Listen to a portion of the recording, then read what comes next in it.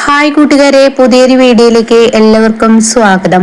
അങ്ങനെ വർഷ തിരികെ വന്നതിന് ശേഷം വർഷയെ കാണാൻ വേണ്ടി മഹിമ ആ വീട്ടിലോട്ട് തിരികെ വരികയാണ് കേട്ടോ.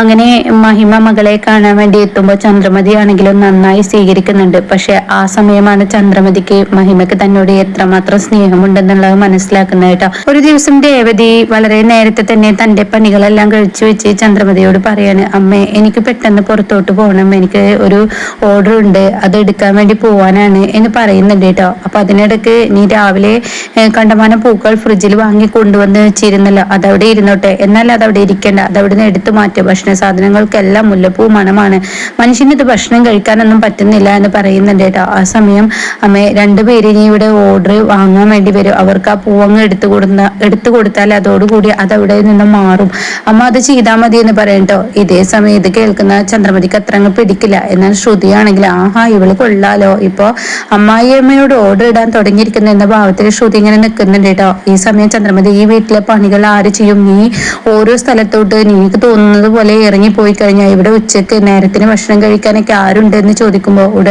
ആര് ഉണ്ടാക്കി തരാൻ ആരുണ്ട് എന്നൊക്കെ ചോദിക്കുമ്പോൾ ഉടനെ രേവതി പറയാണ്, എല്ലാവർക്കും ഉള്ള ഭക്ഷണം ഞാൻ അവിടെ ഉണ്ടാക്കി വെച്ച് മൂടി വെച്ചിട്ടുണ്ട്, അതേ സമയമായി എടുത്ത് കഴിച്ചാൽ മാത്രം മതി എന്ന് പറഞ്ഞിട്ട് രേവതി അവിടെ നിന്ന് ഇറങ്ങണം കേട്ടോ. അപ്പൊ അത് കേട്ടൂടെ തന്നെ രേവതി പോയി എന്ന് മനസ്സിലാക്കുന്ന ശ്രുതി ചന്ദ്രമതിയുടെ അരികിലോട്ട് വന്നിട്ട് പറയണേ, അമ്മേ ഇപ്പൊ അമ്മക്ക് പഴയ നിലയും വിലയൊന്നും അവള് തരുന്നില്ല, അവളിപ്പോ ഈ വീട്ടിലെ വേലക്കാരിയാക്കാൻ അമ്മയെ നോക്കാണ്. അത് കേൾക്കുന്ന ചന്ദ്രമതി, ആണോ, നിനക്ക് അങ്ങനെ തോന്നിയോ? അതെ, അവളുടെ പണിയും കൂടി അമ്മക്ക് ഇട്ട് തന്നു, പൂവ് വാങ്ങാൻ ആരെങ്കിലും വരികയാണെങ്കിൽ അത് എടുത്തു കൊടുക്കാനും, അതുപോലെ തന്നെ ഇനി ഭക്ഷണം വേണ്ടി വന്നാൽ എടുത്ത് കഴിച്ചോ എന്നും പറഞ്ഞിട്ട് അവളുടെ തന്നിഷ്ടത്തിന് ഇറങ്ങി പോവാണ്. ഇപ്പൊ അമ്മയെ യാതൊരു പേടിയില്ല എന്ന് പറയാനായിട്ടോ. അങ്ങനെ അവർ തമ്മിൽ സംസാരിച്ച് നിൽക്കുമ്പോഴാണ് മഹിമ അങ്ങോട്ടേക്ക് കയറി വരുന്നത് കേട്ടോ. അതുകൊണ്ട് തന്നെ ആ സംഭാഷണം അവിടെ നിന്നു. അങ്ങനെ മഹിമയെ ചന്ദ്രമതി വാ ഇരിക്കുന്നൊക്കെ പറയണ്ടോ. അപ്പൊ ഉടനെ പൈസക്കാരി മരുമകളുടെ അമ്മായിമ്മയാണല്ലോ, ഇനി ഇവര് എന്ത് കുനിഷ്ട ബുദ്ധിയായിട്ടായിരിക്കും വരുന്നത്, ഇനി ഇവര് അടുത്ത ബുദ്ധി എന്തെങ്കിലും പറഞ്ഞു കൊടുത്താൽ അത് എന്റെ അച്ഛനിലോട്ട് പോകല്ലേ ഈശ്വര, ഞാൻ എന്ത് ചെയ്യുമെന്ന് പേടിച്ചിട്ട് അവിടെ നിന്നും ശ്രുതി പോവാൻ ഒരുങ്ങുമ്പോഴേക്കും ഉടൻ തന്നെ ചന്ദ്രമതി പറയാണ്, ശ്രുതി നീ മഹിമക്ക് ഒരു ഗ്ലാസ് വെള്ളം എടുത്തേന്ന് പറയട്ടോ. ഇത് കേൾക്കുന്ന ശ്രുതി, ഞാനോ, പിന്നെ നീ അല്ലാതെ വേറെ ആര്, ഞാനിവിടെ മഹിമയുമായി സംസാരിക്കല്ലേ, നീ ഒരു ഗ്ലാസ് വെള്ളം എടുക്കെന്ന് പറയട്ടോ. അപ്പൊ മഹിമയാണെങ്കിലോ, എന്താ ശ്രുതി എനിക്ക് വെള്ളം കലക്കാനൊന്നും അറിയത്തില്ലേ എന്നിങ്ങനെ ചോദിക്കുമ്പോ എന്റെ മരുമകൾക്ക് എല്ലാം അറിയാന്ന് പറയണ്ട. അങ്ങനെ ശ്രുതി വെള്ളം എടുക്കാൻ വേണ്ടി പോകുന്നുണ്ട് കേട്ടാ. ഈ സമയം മഹിമയാണെങ്കിൽ എന്റെ മോള് വർഷ എവിടെ, അവൾ അവിടെ നിന്ന് വന്നതിന് ശേഷം പിന്നെ ഞാൻ കണ്ടിട്ടില്ല എന്ന് പറയുമ്പോ, അവൾ എന്തോ ആവശ്യത്തിന് വേണ്ടി പോയിരിക്കുകയാണ് മഹിമ, എന്തായാലും കുറച്ച് കഴിഞ്ഞാൽ അവളിങ്ങ് എത്തുമെന്ന് പറയട്ടോ.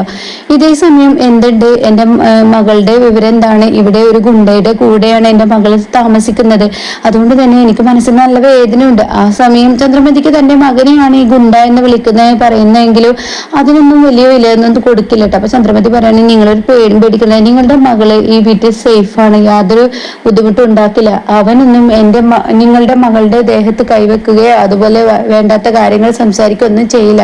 അപ്പോൾ ഇങ്ങനെ മഹിമ പറയുന്നുണ്ട്, ചന്ദ്രമതി നീ ഉള്ളത് കൊണ്ടാണ് എനിക്ക് ഇങ്ങനെയൊക്കെ ഒരു സമാധാനം കിട്ടുന്നത്, നിങ്ങളെ വിശ്വസിച്ച് മാത്രമാണ് വീണ്ടും എന്റെ മകളെ ഇങ്ങോട്ടേക്ക് പറഞ്ഞു വിട്ടത് എന്ന് പറയുന്നുണ്ട് കേട്ടോ.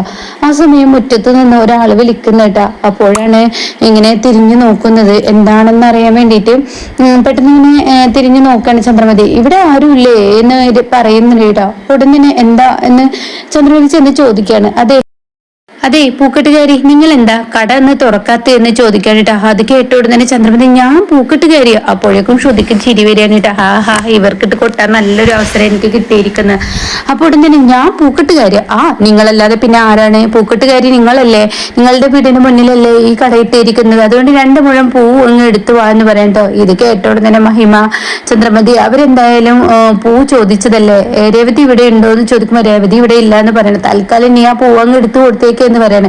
അങ്ങനെ ചന്ദ്രമതിക്കാണെങ്കിൽ 2 മുഴം എന്നൊക്കെ പറയുമ്പോൾ അതെടുത്ത് കൊടുക്കാൻ അറിയത്തില്ല കേട്ടോ. അപ്പൊ ശ്രുതിയോട് പറയണ, ശ്രുതി നീ ഒരു 2 മുഴം പൂ അങ്ങ് എടുത്തു വാ, ഈ തള്ളവന്റെ എന്നോട് ഇത് മുഴുവൻ പറയുന്നതെന്ന് ഇങ്ങനെ ചിന്തിക്കുന്നുണ്ട് കേട്ടോ.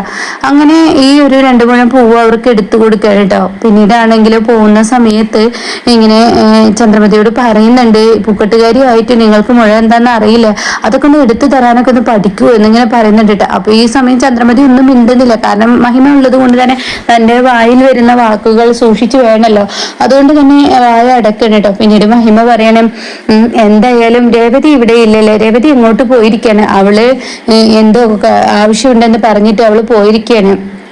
അപ്പോൾ ഉടൻ തന്നെ മഹിമ, ഞാൻ ഇന്ന് ഇനി ഇവിടെ നിൽക്കുന്നില്ല, ഞാൻ പോട്ടെ എന്ന് ചോദിക്കാനേട്ടാ. അപ്പോൾ ശരി, എന്തത്ര തിരക്ക് എന്ന് പറയുന്നുണ്ട്. അപ്പോൾ ഉടൻ തന്നെ വർഷയെ കാണാനില്ല, അതുകൊണ്ട് ഞാൻ പോകുന്നത്, എന്തായാലും പോകുന്ന പോക്കില് എനിക്കൊരു 2 മുഴം ചന്ദ്രമതി പൂവ് എടുത്ത് തരുമോ എന്ന് ചോദിക്കാനേട്ടാ. ഇത് കേൾക്കുന്ന ചന്ദ്രമതിക്ക് അങ്ങ് ആകെ ഒരു ജാതിയാവാണ്. എന്നെ ഒരു പൂക്കെട്ടുകാരി ആക്കാനുള്ള പരിപാടിയാണോ മഹിമയുടെ എന്നുള്ള ആ ഒരു ഇത് വരുന്നുണ്ട് കേട്ടാ. അപ്പൊ ശ്രുതിയാണെങ്കിൽ അകത്തോട്ട് പോയിട്ടുണ്ടാവും. അപ്പൊ ശ്രുതി എന്ന് പറഞ്ഞ് വിളിക്കുന്നുണ്ട്. ഇതേ സമയം ഇങ്ങനെ മഹിമ പറയാണ്, ഒരു 2 മുഴം എടുക്കാന് ചന്ദ്രമതി, എനിക്കറിയില്ലേ, നീ എടുത്തോ, പൂക്കെട്ടുകാരിയുടെ വീടല്ലേ ഇത്, നീ പൂ കെട്ടുന്നതും അതുപോലെ തന്നെ പൂ വിൽക്കുന്നതൊക്കെ കണ്ടതല്ലേ, അതുകൊണ്ട് തന്നെ അതൊക്കെ നീ പഠിച്ചിട്ടുണ്ടാവുമല്ലോ, നീ ഒരു 2 മുഴം പൂ ഇങ്ങ് താ എന്ന് പറയട്ടോ. ഇതേ സമയം ചന്ദ്രമതിക്കാണെങ്കിലോ എതിർത്തൊന്നും പറയാനും കഴിയില്ല. അങ്ങനെ ഫ്രിഡ്ജിൽ പോയി ആ പൂവ് എടുത്തിട്ട് ഇങ്ങനെ മഹിമക്ക് കൊടുക്കുന്നുണ്ട് കേട്ടോ. ഈ സമയം വർഷ കയറി വരികയാണ്. ആഹാ, അമ്മ വന്നോ, അമ്മ എനിക്കുള്ള പൂവൊക്കെ വാങ്ങിയിട്ടാണ് വന്നത്. ഞാൻ വരുമ്പോ പൂവൊന്നും കൊണ്ടുവന്നിട്ട്, ഇത് നിന്റെ വീട്ടില് പൂക്കെട്ടുകാരിയുടെ കയ്യിൽ നിന്ന് വാങ്ങിയതാണ്. അത് കേട്ട ഉടനെ ചന്ദ്രമതി ഇങ്ങനെ നോക്കട്ടോ, എന്നെ ഇവളെന്താ പൂക്കെട്ടുകാരി എന്ന് വിളിക്കുന്നു എന്ന ഭാവത്തിൽ. അല്ല, പൂക്കെട്ടുകാരിയുടെ വീട്ടിൽ നിന്ന് അമ്മ ഇങ്ങനെയുള്ള ചലനങ്ങൾ ഇവിടെ വേണ്ട. രേവതി ചേച്ചി പൂ വിൽക്കുന്നുണ്ടെന്ന് കരുതി അത് പൂക്കെട്ടുകാരി ആവില്ല. ഓരോരുത്തർക്കും ഓരോരുത്തരുടെ ബിസിനസ്സിന് ആ പേരിട്ട് വിളിക്കണം എന്നില്ല, അവർക്കൊരു പേരുണ്ട് എന്നൊക്കെ പറഞ്ഞ് വർഷ ചൂടാവാണ് കേട്ടോ. അതേസമയം ഇത് കേൾക്കുമ്പോൾ ചന്ദ്രമതിക്ക് ഒരു സമാധാനം ഉണ്ടെങ്കിലും തനിക്ക് ആ പേര് വീണല്ലോ, അതങ്ങ് അംഗീകരിക്കാൻ കഴിയില്ല. അങ്ങനെ മോളെ, എനിക്കിവിടെ സുഖമാണ്, എനിക്കെന്താ ഇവിടെ കുഴപ്പം, ഞാൻ എല്ലാം കൊണ്ട് ഹാപ്പിയാണ് എന്നൊക്കെ പറഞ്ഞിട്ട് വർഷ തന്റെ അമ്മയെ പറഞ്ഞു അയക്കാണ്. ഇതേ സമയം ശ്രുതി ഇറങ്ങി വരികയാണ്. വർഷ റൂമിലോട്ടും പോകുന്നുണ്ട്. എന്റെ ആന്റിക്ക് എന്തും കുറച്ചുള്ള പേരാണ് ഇപ്പൊ കിട്ടിയിരിക്കുന്നത്, പൂക്കെട്ടുകാരി എന്ന് ആന്റി എല്ലാവരും വിളിക്കുന്നത്. ആന്റിയെ കണ്ടല്ല അവർക്കൊക്കെ അങ്ങനെ തോന്നുന്നുണ്ടാവും. അപ്പൊ അത് കേൾക്കുന്ന ചന്ദ്രമതി, എന്നെ കണ്ട അങ്ങനെ തോന്നുമോ എന്ന് പറഞ്ഞിട്ട് തന്റെ മുഖമൊക്കെ ഇങ്ങനെ പൊത്തിപ്പിടിക്കുന്നുണ്ട്. ഇതേ സമയം എന്തായാലും ആന്റി അവൾ ഇവിടെ ഈ വീടിന്റെ മുന്നിൽ ഈ ഒരു കൂടുവണ്ടി ഇട്ടിട്ട് പൂ കെട്ടുന്നിടത്തോളം കാലം ആന്റിക്ക് ഈ പേര് തന്നെ ഉണ്ടാവും എന്ന് പറയാൻ കേട്ടോ. അപ്പൊ ഇത് കേട്ട ഉടനെ ചന്ദ്രമതിക്ക് ദേഷ്യം പിടിക്കണേ. എന്തായാലും അവളുടെ പൂക്കട നിർത്തലാക്കാൻ എന്താ ഒരു വഴിയെന്നും ചിന്തിച്ച് ചന്ദ്രമതി എന്ത് ചെയ്യുന്നു, ആരോടപ്പത്തി ചോദിക്കാന്ന് കരുതിയിട്ട് ബാമക്ക് വിളിക്കുന്നുണ്ട് കേട്ടോ. വേണ്ട, അവൾക്ക് വിളിച്ച അവള് വേറെ എന്തെങ്കിലും പറയും, അല്ലെങ്കിൽ വേണ്ട വിളിച്ചു നോക്കാതെ പറഞ്ഞ ബാമക്ക് വിളിക്കാണ്. അപ്പൊ ബാമയോട് ഇങ്ങനെ ചോദിക്കണം, ബാമ നീ എനിക്കൊരു ഹെൽപ്പ് ചെയ്യോ, എന്താ വേണ്ടത്? ചന്ദ്രമതി പറഞ്ഞോളൂ, അത് നീ ഒരു കൂട്ടുകാരിയല്ല, അതുകൊണ്ട് തന്നെ നീ ഒരു കാര്യം പറ. ഇവിടെ ഇപ്പോ ഇന്ന് മഹിമ വന്നിരുന്നു, അവളെന്നെ വളരെ മോശമായി കളിയാക്കി സംസാരിച്ചു. പൂക്കെട്ടുകാരി ഒരു മുഴം പൂവെടുക്ക്, മുല്ലപ്പൂ എടുക്ക്, വേറൊരുത്തി ഇങ്ങനെ വന്നു. ആ കട അവിടെ ഉമ്മറത്തുള്ളോടത്തോളം കാലം ഇങ്ങനെയൊക്കെ തന്നെ ഇരിക്കും, ആ പേര് എനിക്കും കൂടിയും കിട്ടും, അതുകൊണ്ട് ആ കട അവിടെ നിന്ന് രേവതിയുടെ ഒഴിവാക്കണമെന്ന് മഹിമയോട് പറയാണ് കേട്ടോ. അപ്പോൾ അത് കേൾക്കുമ്പോ ബാമയോട് പറയണം. അപ്പൊ ബാമയോട് പറയുമ്പോ ബാമക്ക് അത് അത്ര അങ്ങ് ഇഷ്ടപ്പെടില്ല കേട്ടോ. അപ്പൊ ബാമ പറയണ, ചന്ദ്രമതി എന്ത് ചെയ്താലും അവരവരുടെ തൊഴിലിനെ നീ ഇങ്ങനെ കുറ്റം പറയരുത്, കാര്യം പറയാലെങ്കിലും നിന്റെ 2 മക്കളും അത്ര വലിയ സമ്പാദ്യം അവിടെ കൊണ്ടുവരുന്നില്ല, ഈ പറയുന്ന രേവതിയും സച്ചിയും കൊണ്ടുവരുന്ന വരുമാനത്തിൽ തന്നെയാണ് ജീവിക്കുന്നത്, മറക്കരുത് എന്ന് പറയുമ്പോ നിന്നോട് സംസാരിക്കാൻ ഞാനില്ല എന്ന് പറഞ്ഞ് ഫോൺ കട്ട് ചെയ്യുന്നുണ്ട് കേട്ടോ. എന്നാൽ ഇതൊക്കെ നിന്ന് ശ്രുതി കേട്ടിരിക്കുകയാണ്. അപ്പൊ ശ്രുതി പറയണേ, അമ്മ എന്തിനാ ബാമാന്റിക്ക് വിളിച്ചത്, ഞാൻ ഇതിനൊരു ഐഡിയ ഞാൻ തന്നെ പറഞ്ഞു തന്നിരുന്നല്ലോ.